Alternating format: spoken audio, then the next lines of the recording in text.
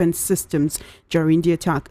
Meanwhile, Ukrainian President Volodymyr Zelensky is traveling to Saudi Arabia next week for U.S.-Ukraine talks on ending the war. He says he hopes for a meaningful meeting. This follows the summit in Brussels, at which Zelensky urged European leaders to support his proposed steps for a full and fair peace.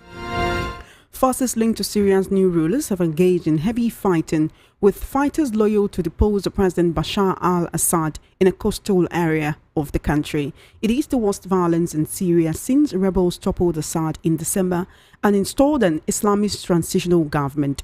A war monitoring group, the British-based Syrian Observatory for Human Rights, said more than 70 people have been killed. A curfew has been imposed in the port cities of Latakia and Tartus, where the fighting has broken out. The clashes started when government forces were ambushed during a security operation in Latakia. Reinforcement have been sent and videos posted online show heavy gunfire in some places. In a tragic development back home in Nigeria, former presidential aide Doyin Okupe has died at the age of 72. VP News gathered that Dr. Okupe died this morning after battling a protracted illness suspected to be cancer. He was appointed in 2022 as the Director General of the Labour Party presidential campaign for the 2023 election. He was, however, forced to step down following a court conviction over alleged money laundering. According to sources close to the family, Dr. Okupe was critically ill in the weeks leading up to his demise. He was instrumental to the Labour Party's campaign but dumped the party owing to what he described as ideological differences.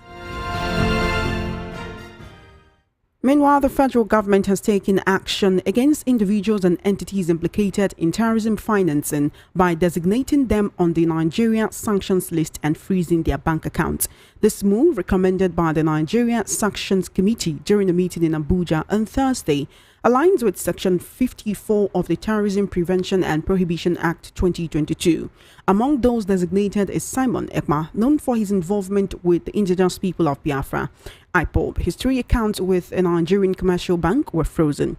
You will recall that the Finnish authorities had earlier arrested him on November 21, 2024 for alleged terrorist activities in Nigeria, leading to the freezing of his assets and those of associated companies. The government has mandated financial institutions and relevant bodies to immediately identify and freeze without prior notice all funds, assets and economic resources belonging to the designated individuals and entities. Alongside Ekpa, the account number of 14 other individuals were frozen, including an account purportedly owned by the Lakurawa group. A tense armed standoff unfolded on Thursday at the narco shed of the Hajj cargo terminal at the Murtala Mohammed International Airport in Lagos, following a dispute between the Nigerian Customs Service and the Federal Airports Authority of Nigeria.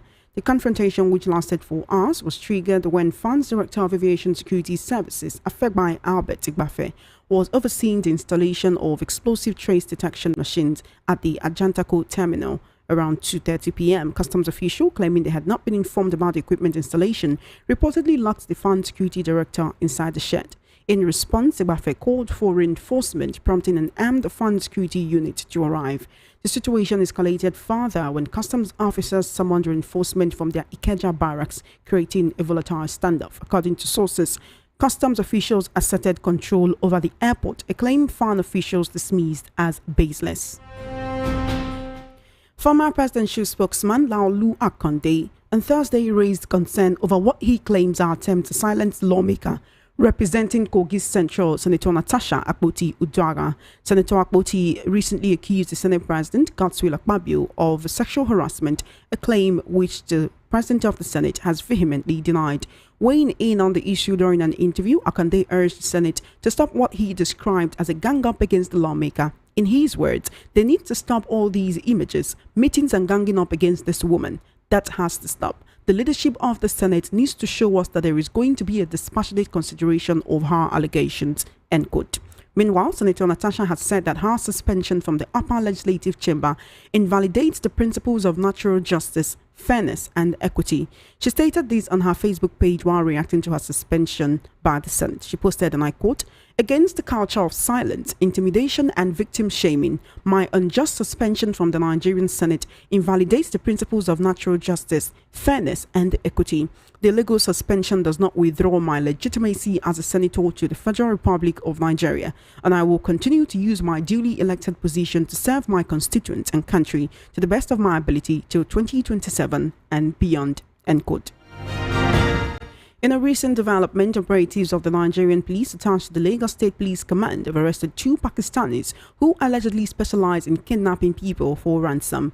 The development was disclosed on Thursday by the Police Public Relations Officer PPRO of the Lagos State Command, Benjamin Hunde. The PPRO noted that the suspects were arrested after a distress call on Wednesday at the Ikeja division of the command about the kidnap of a 48-year-old native of Pakistan in the Ikeja area of the state. He said upon receipt of the distress call, the anti-crime patrol of the division was swiftly deployed to the scene, resulting in the rescue of the 48-year-old victim and the arrest of 2 suspects. The PRO identified the suspect as Roman Gol and Aftab Ahmad, aged 19 and 28 respectively, stating that 5 other Pakistanis linked to the abduction escaped arrest. You're currently listening to the World News at 12 right here on Voice of the People 90.3 FM. We'll take a short break and return with more news and the news analysis segment. Do stay tuned.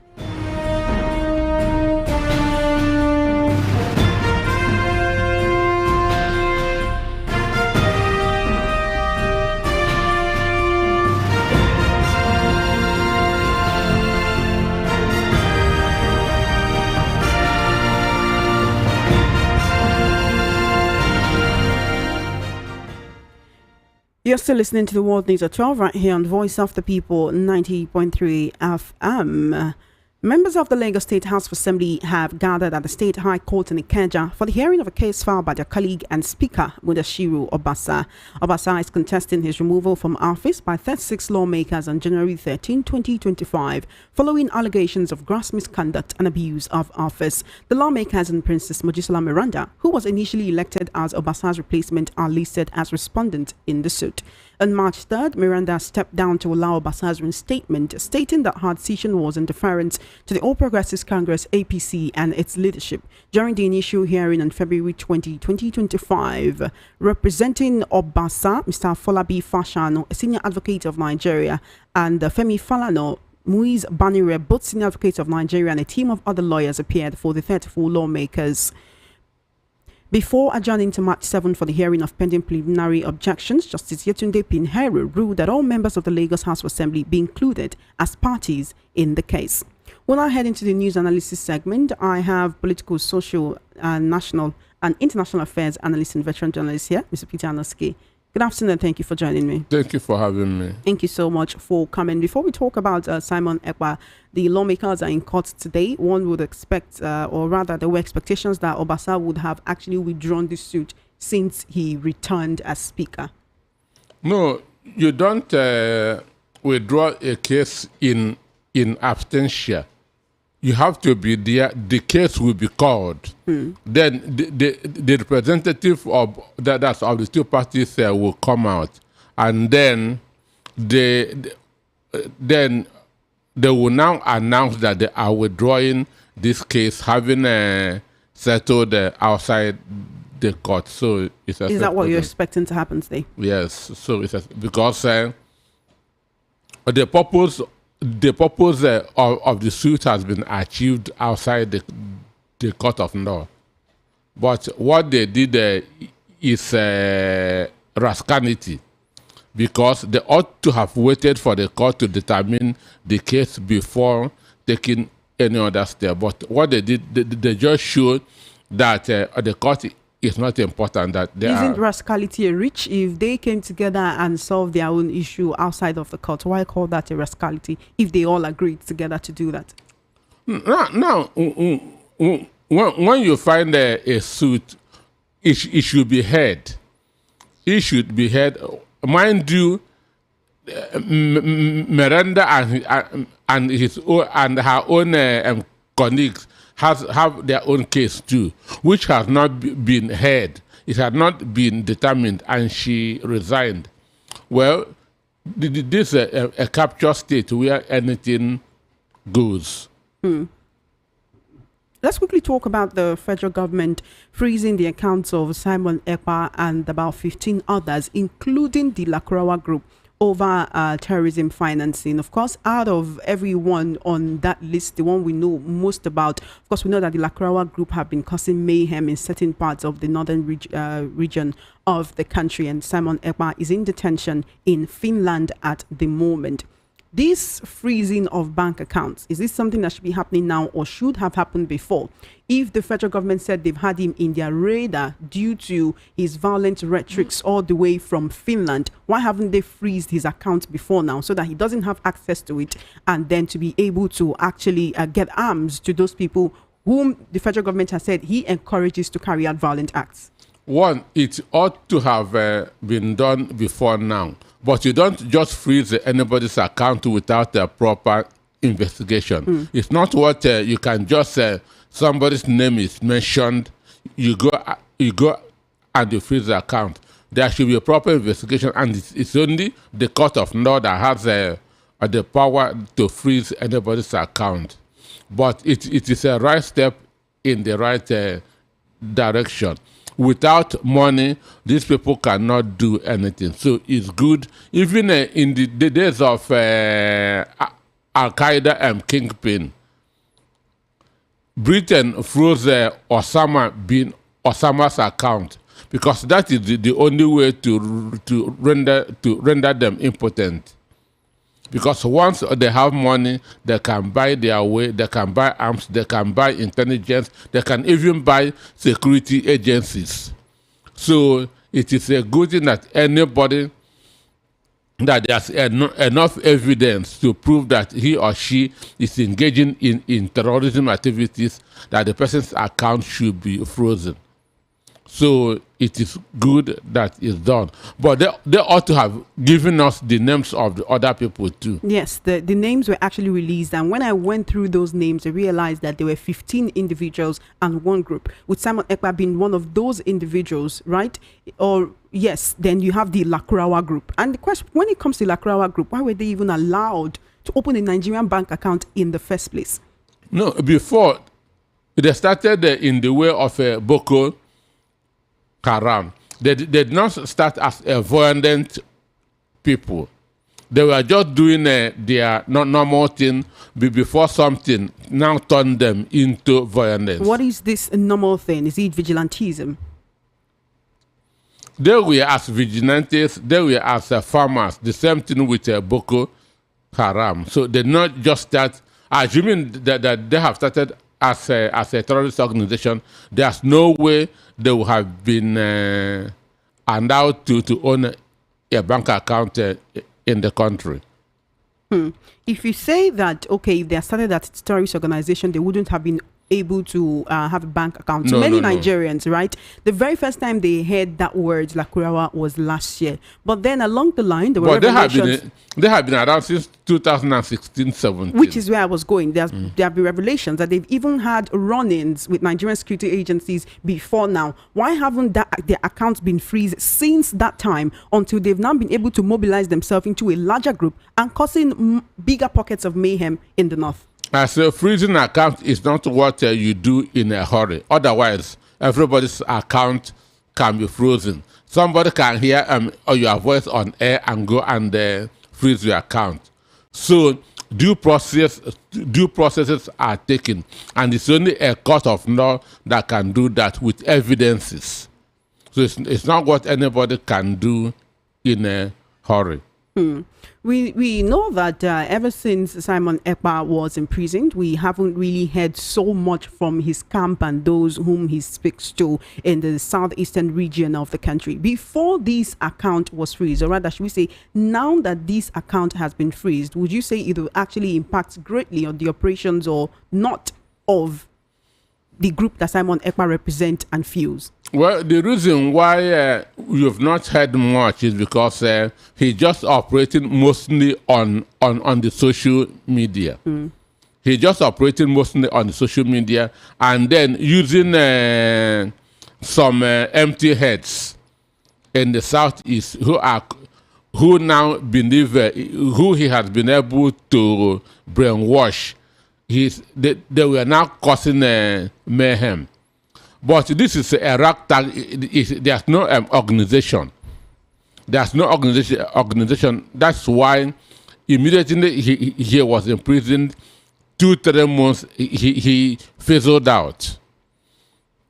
2-3 months he fizzled out because Simon Ekpa was just a social media champion. But there are people who feel that while you have some of these terrorist financiers whose accounts have been freezed, there are others who are actually operating under the radar, whom Nigerian government knows about, right? Or that the Nigerian security agencies know about, but they are not as in our faces as Simon Ekpa is. Well, whose accounts also need to be frozen. And when you talk about this, you have Nigerians referring back to the 400 names given to the government by the UAE. Well, there's no way that everybody's account can be frozen at the same time. They work based on intelligence, on intelligence and then evidences. So in everywhere in the world, there are people. We have the Escobars who are highly connected. They can even be doing things worse than Simon Ekpa. But because of their connection, security agencies will be looking the other way. Government people will be looking the other way. Why he's even worse than those seen? Because you have Nigerians asking, what about those who are sympathizers to these terrorists who are actually killing people in the northern region? What about those who are actually negotiating with these terrorists and posting as innocent citizens? Meanwhile, they may know more than they are letting on. Yeah, it's very, very possible. All you need to do is if you go and donate 1 billion naira to APC account. Understand? So whatever that you are doing, you have the presidential coverage above the law. It happens everywhere in the world, not just in the country. All right, let's move forward and talk about the tension that happened yesterday at the Lagos International Airport between operatives of the Federal Airports Authority of Nigeria and Customs. That same yesterday, we had a situation whereby military men stormed the Ikeja Electric and actually assaulted most of the employees that they found there. Why do we have so many situations of uniformed men and security agencies actually going on assaults like this? The issue is among the security agencies, what they should know is that there should be collaboration, not competition. But in Nigeria, the security agencies are competing among each other. Police is competing against the army. The army is competing against the Navy and the Air Force. This is not even about competition. I'm talking about when these people go and then assault civilians. Because the Ikeja Electric situation yesterday, it was a civilian thing. They literally went and took the CEO and locked her inside the trunk of a vehicle. Because they came and disconnected their electricity. Were they wrong to do that if they were owing? Which they saw as an affront. Excuse me. Assuming it was in the military days, when the army was in government, they dare not. So Ikeja Electric was wrong to have disconnected that light. They are supposed to be paying for the electricity bill, but here they don't have that mentality. Understand? They feel that now the army has no respect for the civilians. The army has no respect for the civilians. That's why anywhere in the world, you don't see them in the cities. Their purpose is external aggression. They're not even supposed to be mingling, to be relating with civilians. So when this kind of thing happens, it makes them mad. Imagine civilians coming to disconnect our electricity. So it is that mentality that is causing this, because they were not trained to be relating with civilians. That's why they always have their own market. Mami Market, that's command schools. So they are trained to live in a world of their own. So when civilians want to infiltrate or do anything, they don't see it in good faith. Because as I said, they are trained to live in a world of their own. And in that world, everything is provided for them. Market, schools, everything. So they must have seen it as an affront. And as I said, it happened because we are now in a civil rule. If it was during the army days, when the army was in power, they dare not do it. I want to quickly talk about the Senator Natasha Akpoti-Uduaghan versus the President of the Senate, Godswill Akpabio's situation. This is a situation that seems right now that is what has dominated national discourse. Is what Nigerians are talking about. At this point, one cannot even say that the issue is being overflogged. Yesterday, the Senate voted to suspend Senator Natasha for 6 months. And a lot of Nigerians have misinterpreted this to mean that it was because of the sexual harassment allegations that she leveled against the President of the Senate. But it was actually due to what the Senate has described as a misconduct on the floor of the National Assembly when she spoke out of turn after her seat was moved. From there, she alleged discrimination by the Senate President, Godswill Akpabio. Now, one area where many Nigerians find this whole situation uncomfortable is the fact that he seemed to be the judge and the jury in a situation that involved himself.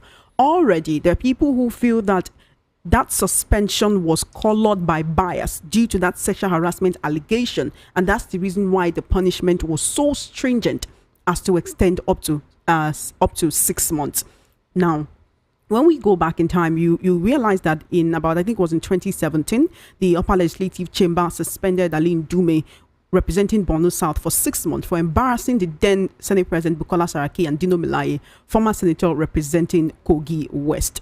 Also, we have seen a situation whereby the Senate suspended Senator Abdul Ningi last year for 3 months for alleging that the 2024 budget was padded by about 3 trillion naira. He then resigned as chairman of the Northern Senators Forum. In all of this, are we seeing a trend whereby people speak up and then they are punished, instead of investigations to be carried out to know if the allegations or accusations that they have made are true or not? For me, what is happening to Natasha shouldn't be a surprise to anybody who know this country. It shouldn't be a surprise to anybody who knows this country. The main reason why she was suspended is because of the sexual allegations against the president. That is, if she did not bring up that sexual harassment allegation and it was just because of the change of seat situation, nothing would have happened. She wouldn't have been punished at all, or it wouldn't be this much. Babio did the same thing to the eighth president of the Senate.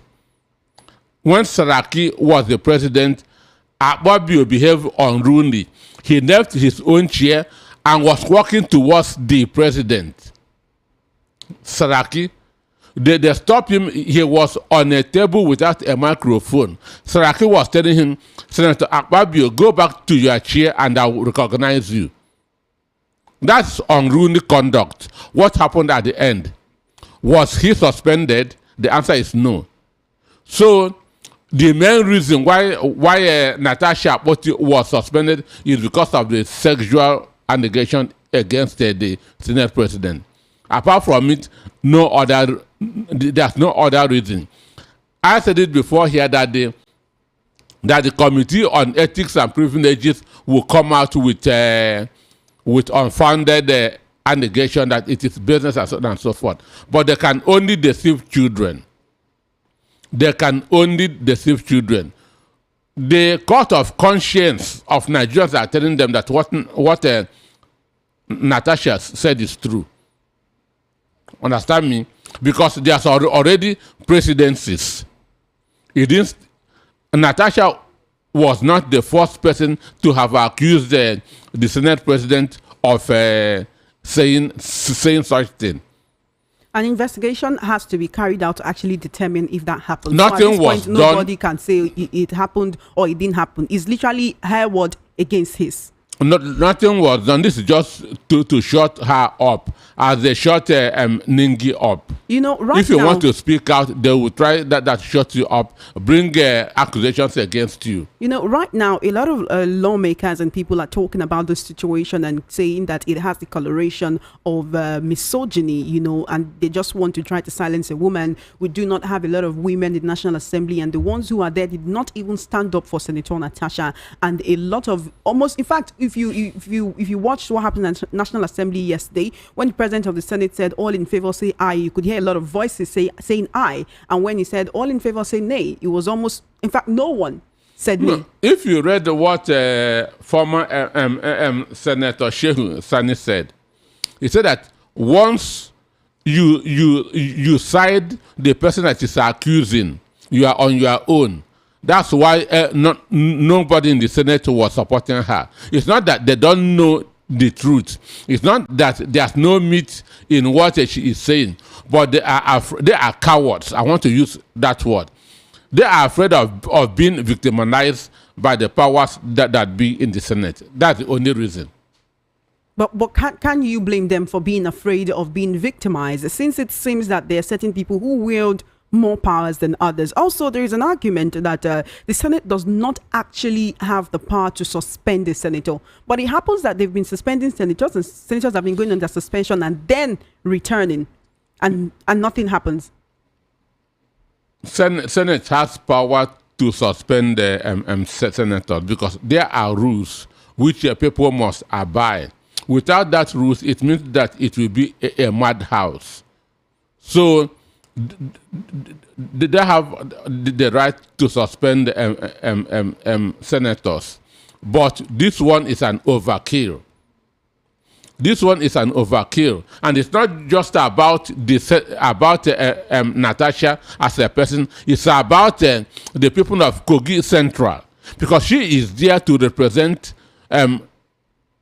millions of people from Kogi Central. She is there to present their problems and to bring back a solution to them. So we should be looking at this thing beyond Natasha Akpoti.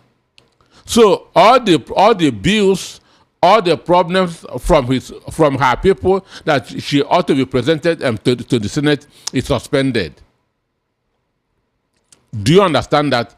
All the problems of Kogi Central, all the bills that she's supposed to present to the Senate for solution is suspended. So this is just beyond her, and they are not thinking this way. They are not thinking this way. It's just like throwing a father into prison without minding of the children that he's supposed to take care of. So most of them don't see beyond their nose. They are thinking that this is just Natasha. Let us punish her. This is about Kogi people. This is about Kogi people. This is about Nigerian women who she had given confidence, hope.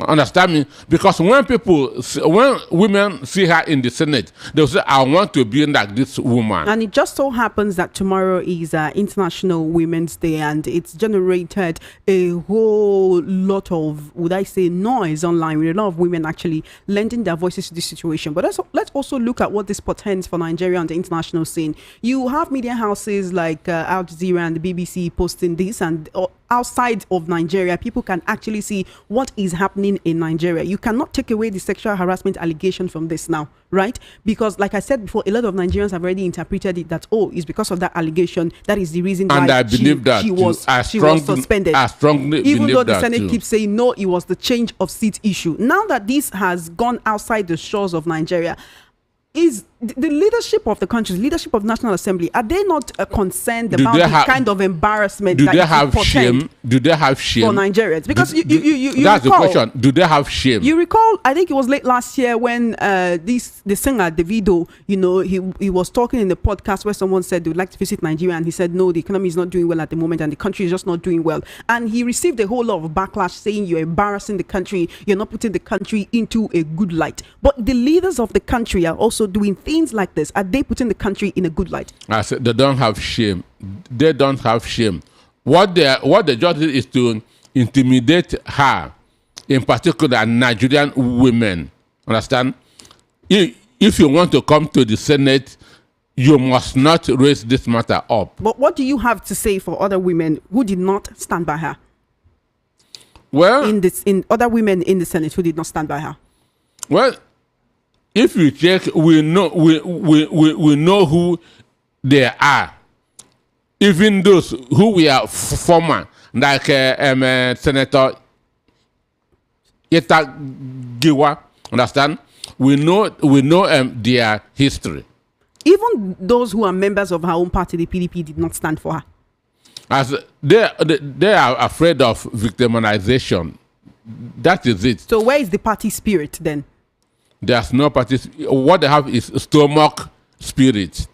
Stomach spirit. Because if you are in a good committee and you back an unpopular horse, they can remove you from that committee. So this is what goes on in the National Assembly. This is, if you are in a good book, you will be in a juicy committee. Once you speak out, they will remove you from that committee. The same thing that they did to Ndume. You remember, Ndume was the chief whip. They removed him. So this is how they put fear into people. This is how they command authority instead of influence. Because with what they have done tomorrow, many women will be afraid of going there. And even if they go there, whatever happens to them, they will not speak out. So that what happened to Natasha will not happen to them, which is a very bad signal.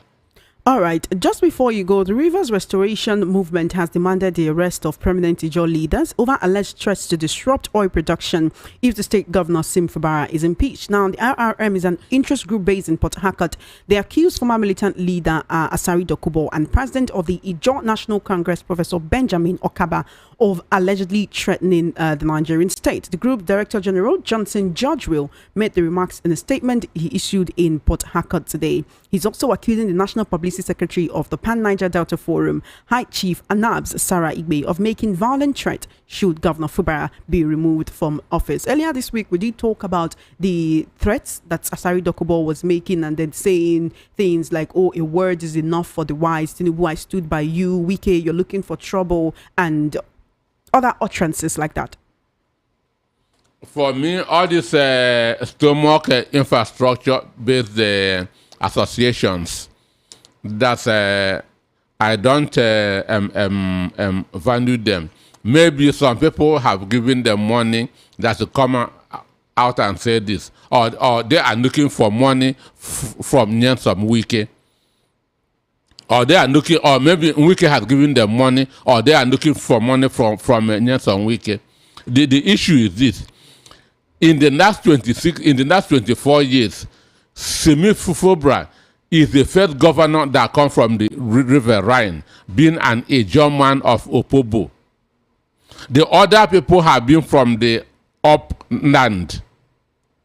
That's Peter Odinde, Rotimi Amechi, and Nyansom Wike. So the issue is you cannot fold your hands. You cannot fold your hands and watch injustice being meted on you. I'm not an Asari person, but I know that he acted out of provocation, which is recognized in law. The president of Ijaw National Congress spoke out of provocation, which is recognized in law. So these are people who are looking for handouts. That's to me what they are saying does not make sense. Tinubu should call Nyansom Wike to order. Fubara must not be impeached. If it's impeached, there will be crisis. There's no other way about it. If Fubara is impeached, Port Harcourt will burn. Nobody wants that to happen, and Then- we do hope that the crisis then will they not shouldn't escalate impeach more him. than it is at this moment. Then they shouldn't impeach him. Thank you so much for joining me on the World News at 12. Our time is fast spent and we need to go. Yeah, thank you for having me. Oh, it was a pleasure. You have been listening to the World News at 12 right here on Voice of the People 90.3 FM. Just before we wrap up, let's take a look at the top stories again. You heard that the former presidential spokesman, Doyin Okupe, is dead. Federal government freezes accounts of Simon Ekpa and 16 others for terrorism. Senate accused of gang-up as Senator Natasha rejects suspension, and Russia targets and Ukraine energy infrastructure. That is a wrap on the World News at 12. My name is Chioma Innocent. Please follow our social media handles at VOP903 FM. For coverage of your live event and brand news mentioned in our news bulletins, do send a mail to news@voiceofthepeople.ng. Good afternoon and thank you for listening.